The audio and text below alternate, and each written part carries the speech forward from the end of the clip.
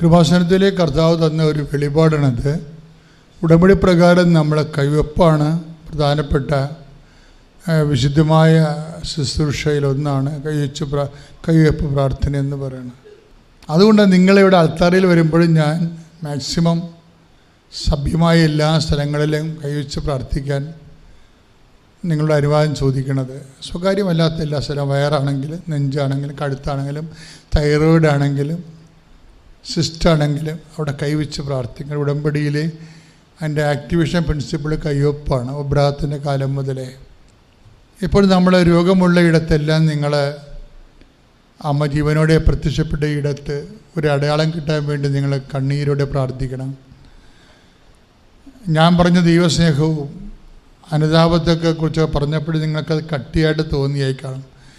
Tension അടിക്കണ്ട, നിങ്ങൾ ദൈവസ്നേഹം നിറയാൻ വേണ്ടി പ്രാർത്ഥിച്ചാൽ മതി, ബാക്കിയെല്ലാം ഓക്കെ ആവും. രോഗമുള്ളിടത്ത് കൈവെക്ക്. നിങ്ങൾ ഉദരം രോഗമുള്ളവർ ഉദരത്തിൽ കൈവെക്കണം. ഫിസ്റ്റുല, PCOD, ഗർഭാശയത്തിൽ സിസ്റ്റ്, മൂത്രാശയത്തിൽ കല്ല്, മൂത്രമൊഴിക്കുമ്പോൾ വേദന, കുടലിലെ കുരുക്കൾ, എല്ലാവരും ഊടിന് താഴെ പൊക്കിന് താഴെ കൈവച്ച് പ്രാർത്ഥിക്കേണ്ടതാണ്. ശ്വാസകോശ രോഗികൾ ശ്വാസകോശത്തിൽ കൈവെക്കണം. കരൾ രോഗികൾ നമ്മുടെ നെഞ്ചിൻ്റെ പുട്ടിനെ നെഞ്ചിൻ്റെ പൂട്ടെന്ന് നമ്മൾ പറയത്തില്ലേ, നെഞ്ചിൻ്റെ നടുനെഞ്ചിൽ താഴെ നമ്മൾ കൂമ്പിനെന്നൊക്കെ പറയത്തില്ലേ, അവിടെ കൈവച്ച് പ്രാർത്ഥിക്കണം.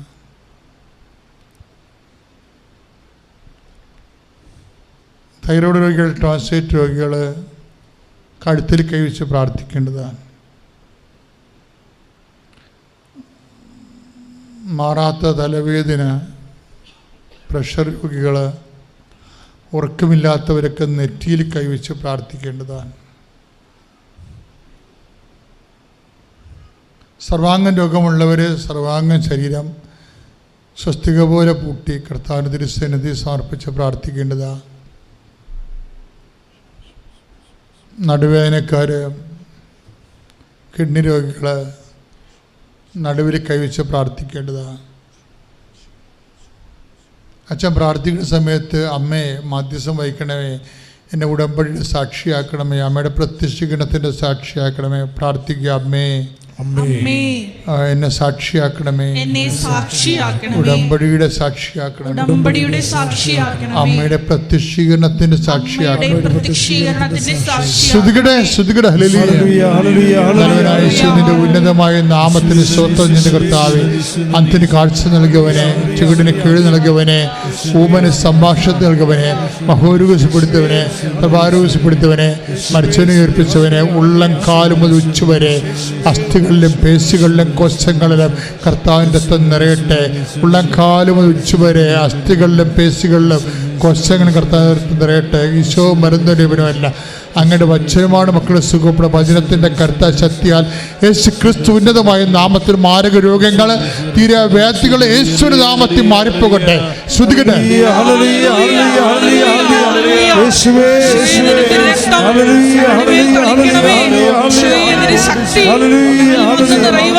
തടസ്സമായി നിൽക്കുന്ന എല്ലാ മേഖലകളെയും വിശദീകരിക്കണമേ എന്ന് പ്രാർത്ഥിക്കുന്നു. ഞങ്ങളെ എളിമപ്പെടുത്തണമേ എന്ന് പ്രാർത്ഥിക്കുന്നു.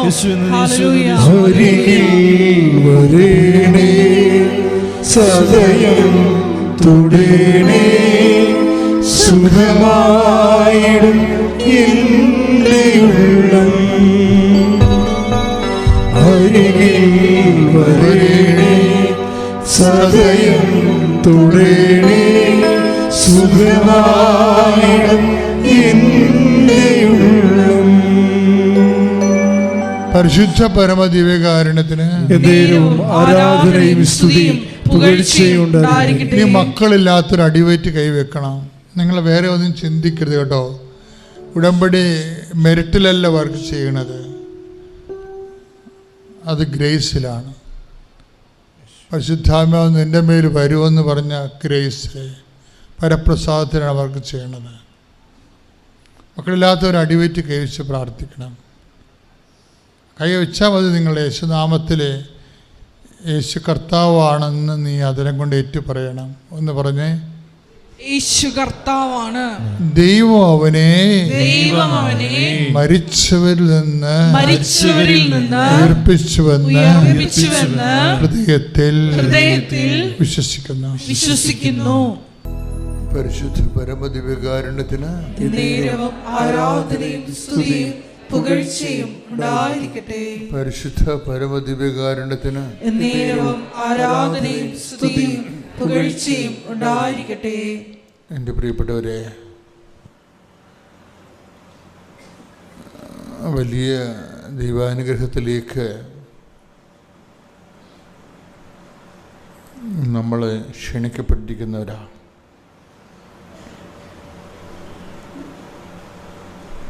ഒരു ആരാധന മനസ്സ് നിറച്ച്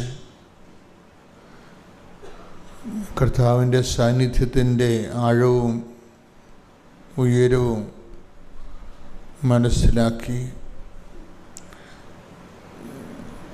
നമ്മുടെ ജീവിതത്തിൻ്റെ അവസ്ഥകൾ എന്തു തന്നെയായാലും ഇതെല്ലാം പരിഹരിക്കാൻ അപ്പുറത്ത് കഴിവുള്ള കർത്താവിൻ്റെ തിരുസന്നിധിയിലേക്ക് നമ്മൾ വിളിക്കപ്പെട്ടിരിക്കുന്നത് ദൈവത്തിൻ്റെ സ്നേഹമാണെന്ന് തിരിച്ചറിയുന്ന അവസ്ഥയിൽ നിന്നാണ് ആരാധന മുളപൊട്ടി വരുന്നത്. നമുക്ക് നന്ദി പറയാം. കർത്താവേ, ഏറ്റു പ്രാർത്ഥിക്കുക. കർത്താവേ, എൻ്റെ കണ്ണീരിൻ്റെ ഈ കാലത്ത് അങ്ങേ ആരാധിക്കുവാൻ ആരാധിച്ച് പരിഹാരം കാണുവാൻ അങ്ങേ സ്നേഹത്താൽ എന്നെ നിന്റെ സന്നിധാനത്തിലേക്ക് ക്ഷണിച്ചതിന് നന്ദി പറയുന്നു. കർത്താവേ, എൻ്റെ ജീവിതത്തിന്റെ എല്ലാ അവസ്ഥകളെയും അതിജീവിക്കുവാൻ പരിശുദ്ധ അമ്മയുടെ പ്രത്യേക മധ്യസ്ഥം ലഭിക്കുന്ന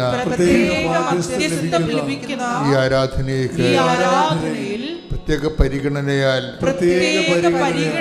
നീ എന്നെ ക്ഷണിച്ചതിന് സ്തോത്രം ചെയ്യുന്നു. കർത്താവേ, എന്നെ ആരാധിക്കുവാൻ എനിക്ക് യോഗ്യത നൽകണമേ. എന്റെ ഇന്നത്തെയും എക്കാലത്തെയും എല്ലാ യോഗ്യതയും ഓർത്തുകൊണ്ട് ഞാൻ മനസ്തപിക്കുന്ന കർത്താവേ, എനിക്ക് പ്രാർത്ഥിക്കുവാൻ ആരാധിക്കുവാൻ യോഗ്യത നൽകണമേ. എന്റെ കർത്താവേ, എന്റെ ആരാധനയെ സ്വീകരിക്കുന്നതിനായി നിന്റെ ആത്മാവിന്റെ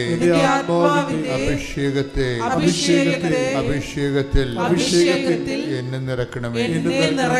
യേശുവേ സ്തോത്രം, യേശുവേ നന്ദി, യേശുവേ ആരാധന. ഹല്ലേലൂയ, ശ്രുതികട്ടെ. ഹല്ലേലൂയ, ഹല്ലേലൂയ, ഹല്ലേലൂയ, ഹല്ലേലൂയ. യേശുവേ നന്ദി. ഹല്ലേലൂയ, ഹല്ലേലൂയ, ഹല്ലേലൂയ.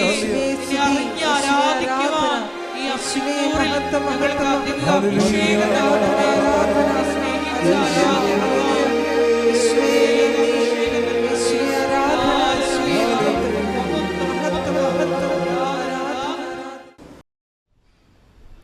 ഞാനാണ് ഓഫീസിൽ ഇരിക്കണമെങ്കിൽ ഇപ്പം എനിക്ക് എൻ്റെ കൺട്രോളിലല്ലല്ലോ പോണത്. നിങ്ങളെ പോയി ക്ലാസ് കേട്ട് എല്ലാം നന്നായിട്ട് ഉടമ്പടി ക്ലാസ്സെല്ലാം കേട്ട് നിങ്ങൾ ഉടമ്പടി ചെയ്യുകയല്ലേ. ഞാനാണ് അവിടെ ഇരിക്കണമെന്നുണ്ടെങ്കിൽ നിങ്ങളിൽ 70% ആൾക്കാരോട് ഉടമ്പടി ചെയ്യിക്കത്തില്ല. എന്താ കാര്യം? എനിക്കറിയാം, ചുമ്മാ ചൊല്ലണ ക്രിസ്ത്യാനിയാണ് ഈ വന്നിരിക്കണത്, ഉടമ്പടി ഇവർ ചെയ്യത്തില്ലെന്നറിയാം. അത് ആളെ കാണുമ്പോൾ അറിയാൻ പറ്റും. കാര്യം എന്താ വെച്ചാൽ നമുക്കതേ പരിചയമല്ലേ ഉള്ളൂ, നമുക്കതല്ലേ പരിചയമുള്ളൂ, ചെല്ലിയല്ലേ പരിചയമുള്ളൂ. ഉടമ്പടി ചെല്ലി വർക്കൗട്ട് ചെയ്യാൻ പറ്റത്തില്ല. ഉടമ്പടി ചെയ്യണ പ്രാർത്ഥന, കവനൻറ്റിൻ്റെ ഫോർമുല അതാണ്, അത് ചെയ്യണതാണ്. ചൊല്ലണത് എന്തുകൊണ്ടാണ് കൗണ്ടഡ് ആകണമെന്ന് അറിയാമല്ലോ. ചെല്ലണ്ടെന്ന് വെച്ചാൽ പറയത്തില്ല. ചൊല്ലണതിൻ്റെ അകത്തുള്ള പ്രശ്നം എന്താണെന്ന് വെച്ചാൽ അതിൻ്റെ ഔട്ട്പുട്ട് 20% ഉള്ളു. എന്താ കാര്യം? എന്തുകൊണ്ടാണ് ചൊല്ലണത് ഇഫക്റ്റ് ആകാൻ കാര്യം? 20% എങ്കിലും ഇഫക്റ്റ് ആകാൻ കാരണം അതിൻ്റെ റോമാലേഖനം 9:10 എന്താണ്?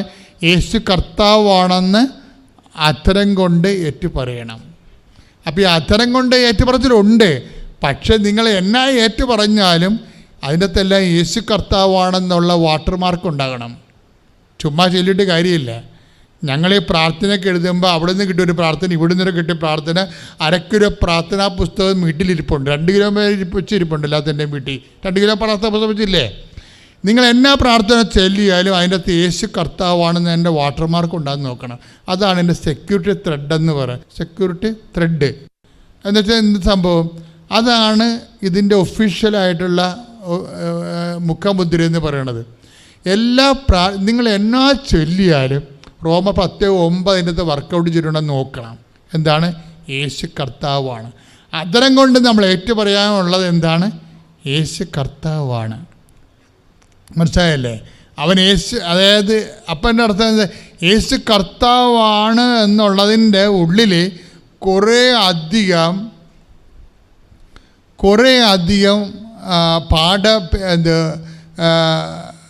തർജ്ജിമകളുണ്ട്. ഇതെല്ലാം അതായത് ആത്മാവിൻ്റെ തർജ്ജിമകൾ. ഒരു വചനം കേൾക്കുമ്പോൾ ആത്മാവ് തർജ്ജിമ ചെയ്യണ ഉടനെ വചനം നമ്മൾ കേൾക്കുമ്പോൾ അതിൻ്റെ അകത്ത് ആത്മതർജ്ജിമ നൽകണം. ഉടനെ ഓട്ടോമാറ്റിക്കായിട്ട് വരണം. ഇപ്പോഴും യേശു കർത്താവാണ്. ഉടനെ അത് ആ വചനം കേൾക്കുമ്പോൾ ഉടനെ ആത്മാവ് തർജ്ജിമ ചെയ്യും. ബാങ്ക് മാനേജറല്ല കർത്താവെന്ന്. അതാണ് സാധനം. അതാണ് തർജ്ജിമ എന്ന് പറയണത്. ഇത് നിൻ്റെ ജീവിതമായിട്ട് ബന്ധപ്പെട്ടിരിക്കുകയാണ്. ഇപ്പോഴ് കുവൈറ്റിലെ ഖത്തറിലെ ഡോക്ടർമാർ എബിയോട് പറഞ്ഞു ഡെഡ് ബോഡിയാണ്, ഇനി ഒന്നും ചെയ്യാനില്ലെന്ന് പറയും. അല്ലേ? ഒന്നും ചെയ്യാനില്ല എന്ന് പറയും. അപ്പോൾ അങ്ങനെ ആ ബോധമില്ല, സ്വന്തം പേര് പോലും മറന്ന മനുഷ്യൻ്റെ ഉള്ളിൽ തെളിഞ്ഞു നിൽക്കണ ഒരു രൂപമുണ്ട്. ആ ബോധം പോയി സ്വന്തം പേര് പോലും മറന്നു പോയ ആളിന് ബോധം വന്നപ്പോൾ വൈഫ് ഈ കൃപാസനം മാതാവിൻ്റെ രൂപം കാണിച്ചു കൊടുക്കും. ഈ മാതാവിൻ്റെക്ക് എന്നാണ് ഉടമ്പടി ചെയ്തിരിക്കണമെന്ന് പറയുമ്പോഴാണ് ഈ മനുഷ്യൻ കരയണ പോലെയാകും. എന്താണ്? എനിക്ക് ബോധമില്ല, എൻ്റെ ഓർമ്മയെല്ലാം പോയ സമയത്ത് എൻ്റെ ഹൃദയത്തിൽ തെളിഞ്ഞത് ഞാൻ ഒരിക്കലും ഈ ജന്മത്തെ കാണാത്ത ഈ മാതാവിൻ്റെ രൂപമാണല്ലോ എന്ന് കൈയിടിച്ച് കർത്താൻ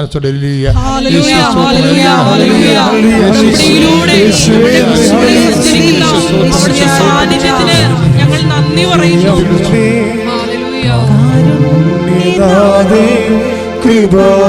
കൃപാസനമാതേ മറിയാമ്പികേ വരദാനവാരി ജപമാലരാണി ആവേ ആവേ ആവേ മരിയ കനിവിൻ്റെ അമ്മേ കാരുണ്യനാഥേ കൃപാസനമാതേ മറിയാമ്പികേ വരദാനവാരി ജപമാലരാണി ആവേ ആവേ ആവേ മരിയ.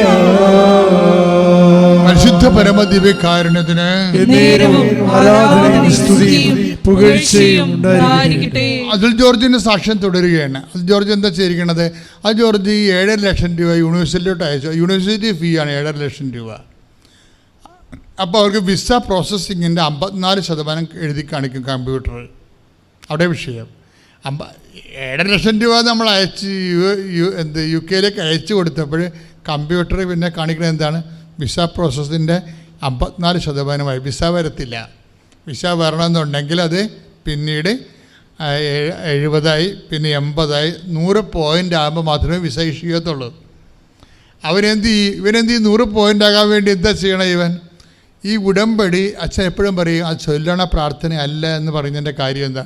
ചൊല്ലണ പ്രാർത്ഥനയ്ക്ക് 20% ഔട്ട്പുട്ടാണ് ഉള്ളത്. ബാക്കി 80% എളിമയോട് ചെയ്യണതാണ്. എളിമയോടെ ചെയ്യണ പ്രാർത്ഥനകളാണ്. ഇപ്പോൾ കഴിഞ്ഞ ദിവസങ്ങളിലെ രാഹുൽ ഒറ്റപ്പാലത്തിൻ്റെ ഒരു സാക്ഷ്യമുണ്ട്. രാഹുൽ ഹോട്ടൽ മാനേജ്മെൻറ്റിൽ അതിൻ്റെ പ്രൊഫഷണൽ ഡിഗ്രി എടുത്ത ആളാണ്. രാഹുലെ അവന് ഇതുപോലെ തന്നെ ഇവിടുന്ന് ചേഞ്ച് ചെയ്ത് പോകണം. അതിനുള്ള ആസ്തി ഭദ്രതകളൊന്നും ഇല്ല ആളിന്. അച്ഛൻ്റെ ഭാഷ ഉടമ്പടി ഭാഷ പറഞ്ഞ് മെറിറ്റില്ല. എൻ്റെ പ്രോസസ്സിങ്ങിനെക്കുറിച്ച് ഒക്കെ എങ്ങനെ പരിചയപ്പെട്ടും പറഞ്ഞും കേട്ടൊക്കെ വരണേയുള്ള ആൾ ഇൻ്റർവ്യൂവിന് പോയി, ആപ്ലിക്കേഷൻ കൊടുത്ത് ഇൻ്റർവ്യൂവിനൊക്കെ പോയി ഒക്കെ നിൽക്കുകയാണ്. പക്ഷേ ഇയാൾ ഒറ്റപ്പാലത്തുകാരനാണെങ്കിലും വർക്ക് ചെയ്യണത് ആലപ്പുഴയാണ്. ആലപ്പുഴ ഒരു ഹോട്ടലിൽ വർക്ക് ചെയ്യാൻ, ഹോട്ടൽ വർക്ക് ചെയ്തപ്പോൾ പുള്ളി പൂങ്കാവ്, ആലപ്പുഴ ഒരു പള്ളിയുണ്ടല്ലോ പൂങ്കാവ് പള്ളി ചെല്ലുമ്പോൾ അവിടെ കുറച്ച് പത്രം, ആരാണ് ക്രിസ്ത്യാനിയൊക്കെ കൊണ്ടുപോയതായിരിക്കും, പത്രം അവിടെ മേശപ്പുറത്തിരിപ്പുണ്ട് അവിടെ. അപ്പോൾ രാഹുലിന് എന്തോ പന്തികേട് തോന്നി. ആരാണ്ട് ഉടമ്പടി ഉടായ്പ പറ്റിപ്പുകാർ പത്രം മേടിച്ചുകൊണ്ട് പള്ളിക്കൊണ്ട് ഡംപ് ചെയ്തിരിക്കുകയാണ്, കൊടുത്തിട്ടില്ല. അവനൊക്കെ എല്ലാം ഈ അതായത് നിങ്ങൾക്കറിയാമല്ലോ, നിങ്ങളെ ദൈവത്തിന് ഇത് ഉടമ്പടി ചെയ്ത് പണി മേടിക്കാതിരിക്കണം നല്ലത്. കാര്യം ഇത് ചെയ്യണ പ്രാർത്ഥനയാണ്. മറക്കരുത്. നാട്ടിൽ ചെല്ലുമ്പോൾ അയ്യോ ഞാൻ പള്ളിയിൽ പത്രം കൊണ്ടുപോയി കഴിഞ്ഞാൽ അവിടെ എന്നെ കണ്ട എൻ്റെ കൂട്ടുകാരെന്ത് പറയും, എൻ്റെ നാട്ടുകാരെന്ത് പറയുന്നതൊക്കെ വിചാരിച്ചുകൊണ്ട് ഈ സാരിയിടത്ത് മടക്കി ക്രമേണ ആരെയും കാണിക്കാതെ വെച്ചിട്ട് അവിടുന്ന് ഓടിക്കളയും. ഇത് മര്യാദയ്ക്ക് യേശു കർത്താവാണെന്ന് അധരം കൊണ്ട് ഏറ്റുപറഞ്ഞ് അവനെപ്പോലെ എളിമപ്പെട്ട് എന്ത് വില കൊടുത്തു അവനെ മറ്റു മക്കൾക്ക് എത്തിക്കണം, മറ്റു ജനങ്ങളിലേക്ക് എത്തണം. ഞാൻ കാരണം 10 മനുഷ്യർ ദൈവത്തെ അറിയണം, കർത്താവിൻ്റെ പീഡാനുഭവത്തെ അറിഞ്ഞ് അവനും ഈശോനെ വിശ്വസിക്കണം, അവരും രക്ഷ പ്രാപിക്കണം.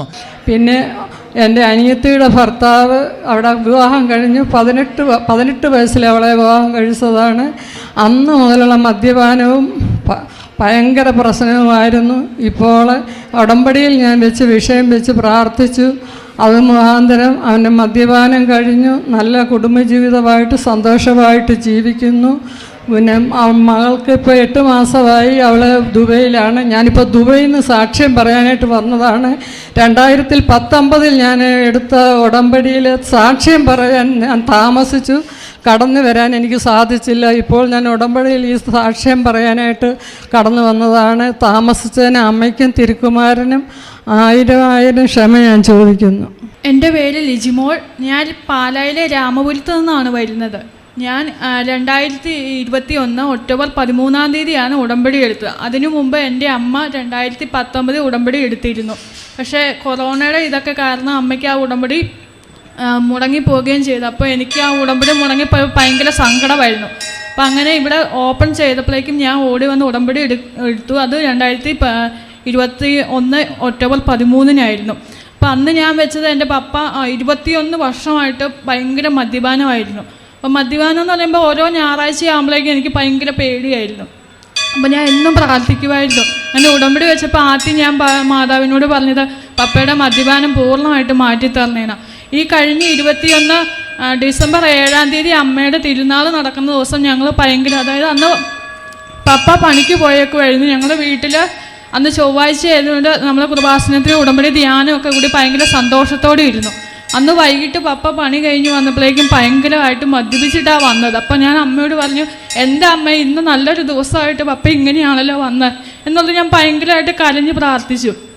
അങ്ങനെ ഒരു ക്രിസ്മസിന് 4 ദിവസങ്ങൾക്ക് മുമ്പ് പപ്പയ്ക്ക് പെട്ടെന്ന് വയ്യാതായി, പൈൽസിൻ്റെ അസുഖം വന്നു. അപ്പം ഞാൻ ഓർത്ത് ഇനിയിപ്പോൾ മദ്യപാനം മാറാൻ വേണ്ടിയായിരിക്കും, മാതാവ് കാണിച്ചു കൊടുത്തൊരു വഴിയായിരിക്കും എന്നുള്ളത് ഞങ്ങൾ ആശുപത്രിയിലൊക്കെ കൊണ്ടുപോയി. പക്ഷെ പപ്പയ്ക്ക് ഭയങ്കര പേടിയായിപ്പോയി. എന്നാൽ വേദന അത്രയ്ക്ക് സഹിക്കാൻ മേലാതെയായി, ഭയങ്കര പേടിയായി. അന്ന് തൊട്ട് ഇന്ന് വരെ പപ്പ മദ്യപിച്ചിട്ടില്ല. അപ്പോൾ അമ്മയ്ക്കും തിരുക്കുമാരനും 1000 നന്ദി. പിന്നെ കൂടാതെ എൻ്റെ അമ്മ 2019 വന്ന് ഉടമ്പടി എടുത്തപ്പോൾ 16 വർഷമായിട്ട് ഞങ്ങൾക്ക് സ്വന്തമായിട്ടൊരു സ്ഥലമില്ലായിരുന്നു. അപ്പോൾ ഉടമ്പടി വെച്ചപ്പോൾ പറഞ്ഞായിരുന്നു, അമ്മേ ഞങ്ങൾക്ക് സ്വന്തമായിട്ടൊരു സ്ഥലം, അത് സ്വന്തം പേരിലൊരു സ്ഥലം ഞങ്ങൾക്ക് തരണേന്ന്.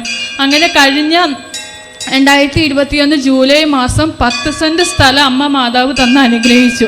നമ്മുടെ അതായത് പാവപ്പെട്ടവരായ നമ്മുടെ കയ്യിൽ കാശുകളൊന്നും ഇല്ലായിരുന്നു. പക്ഷെ നമ്മുടെ തുകയ്ക്ക് ഉറങ്ങുന്ന രീതിയിൽ നല്ലൊരു തുറസായ സ്ഥലം, എല്ലാവിധ സൗകര്യങ്ങളും ഇറങ്ങിയൊരു സ്ഥലമാണ് മാതാവ് തന്ന് അനുഗ്രഹിച്ചത്. പിന്നെ എനിക്ക് ഡ്രൈവിംഗ് പഠിക്കുന്നത് ഭയങ്കര ആഗ്രഹമായിരുന്നു.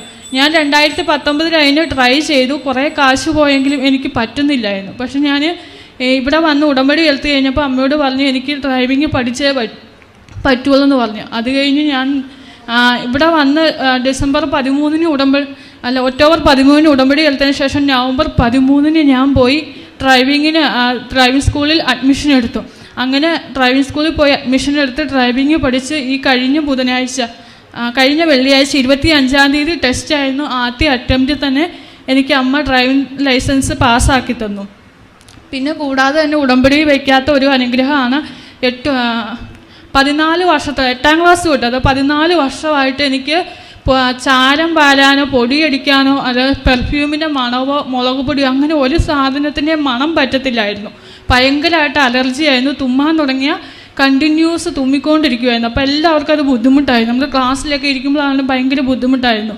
അപ്പോൾ ഞാനത് ഉടമ്പടിയിൽ വെച്ചില്ല എങ്കിലും പ്രാർത്ഥിക്കുമായിരുന്നു. കാരണം കൊറോണ സീസണൊക്കെ ആയതുകൊണ്ട് സാനിറ്റൈസറിൻ്റെ സ്മെല്ലൊന്നും പറ്റത്തില്ലായിരുന്നു. പക്ഷെ ഞാൻ പ്രാർത്ഥിച്ചതിൻ്റെ ഫലമായിട്ട് എനിക്ക് ആ അമ്മ ഈ അസുഖം, അതായത് ഈ അലർജി എനിക്ക് പൂർണ്ണമായിട്ട് മാറ്റി തന്നു. എനിക്ക് ഇതുവരെ, അതായത് കൊറോണ തുടങ്ങി അന്ന് തൊട്ട് ഇന്ന് വരെ എനിക്ക് അലർജിയുടെ അസുഖം ഇതുവരെ വന്നിട്ടില്ല. അമ്മയ്ക്കും തിരുക്കുമാറിനും 1000 നന്ദി. എൻ്റെ പേര് റോസമ്മ മാത്യു. ഞാൻ വളമംഗലം ഇടവക തുറവൂരിൽ നിന്ന് വരുന്നു.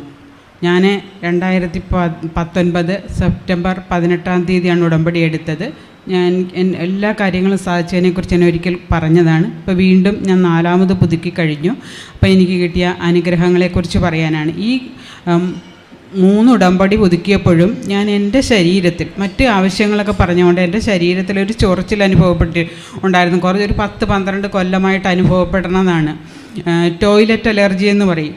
അത് ഞാൻ യാതൊരുവിധ ഉടമ്പടി എടുത്തതിന് ശേഷം യാതൊരുവിധ മരുന്നും ഞാൻ സ്വീകരിച്ചിട്ടില്ല. ഞാൻ ഉടമ്പടി തൈലവും ഉപ്പും ചൊറിഞ്ഞു പൊട്ടുമായിരുന്നു. അത് പൂർണ്ണമായും എനിക്കിപ്പോൾ മാറിക്കിട്ടി. കുറേശ്ശെ ഓരോ ഇതിലും മാറിയായിരുന്നു. എപ്പോഴും ഞാൻ മാതാവിനോട് പറയും, മാതാവ് എനിക്ക് പൂർണ്ണമായി സൗഖ്യം കിട്ടിയാൽ ഞാൻ വന്ന് സാക്ഷ്യം പറയും, എനിക്ക് പറയാൻ പറ്റണം എന്നെ. അത് സാധിച്ചു കിട്ടി. പിന്നെ എനിക്ക് ആദ്യ ഉടമ്പടി വെച്ചപ്പോൾ തന്നെ എൻ്റെ മകന് UK പോകാനായിട്ട് സാധിച്ചു. ഈ UK പോയിട്ടാണെങ്കിൽ ഇപ്പോൾ 2 പ്രാവശ്യം അവൻ്റെ റൂമിലുള്ളവർക്ക് കൊറോണ പിടിപെട്ട്. ഈ ജനുവരി ലാസ്റ്റ് വീക്കിലും റൂമിലുള്ള 5 മെയ്റ്റ്സിനും വിട്ടെങ്കിലും ഇവനെ ഒന്നും കൂടാതെ മാതാവ് കാത്തുരക്ഷിച്ച്. പിന്നെ ഒരുപാട് അനുഗ്രഹങ്ങളല്ലാതെ തന്നെ ഞാൻ നൊവേനയും നമ്മുടെ ഉടമ്പടി നൊവേനയും അന്നേപ്പം ശുശ്രൂഷയൊക്കെ നമ്മുടെ കോവിഡ് കാലത്ത് എല്ലാ ദിവസവും പങ്കെടുക്കുമായിരുന്നു. അതിലൊക്കെ നിയോഗം വെച്ച് സമർപ്പിച്ചതിൻ്റെ ഫലമായിട്ട് എനിക്ക് നടുവേദന, കാലിൽ നീർക്കെട്ടായിട്ട് ചട്ടി പോലെയൊക്കെ ആയിരുന്നു നടന്നിരുന്നത്. അതെല്ലാം മാറിക്കിട്ടി. പിന്നെ ഞാൻ മറ്റുള്ളവർക്കും വേണ്ടി മാധ്യസ്ഥം പ്രാർത്ഥിച്ചിരുന്നു. എൻ്റെ സ്കൂളിൽ എൻ്റെ കൂട്ടത്തിൽ ജോലി ചെയ്തൊരു ടീച്ചർ 18 വർഷമായിട്ട് അതിന് കുട്ടികളില്ലായിരുന്നു. അതിനെക്കൊണ്ട് ഉടമ്പടി എടുപ്പിച്ചു. അതിനും ഇപ്പോൾ ഏതാണ്ട് ഗർഭിണിയായിട്ടുണ്ട്. അവർ വന്ന് സാക്ഷ്യം പറയും കുഞ്ഞുമായിട്ടൊക്കെ വന്ന്. അതും ഞാനിപ്പോൾ പറയുകയാണ്.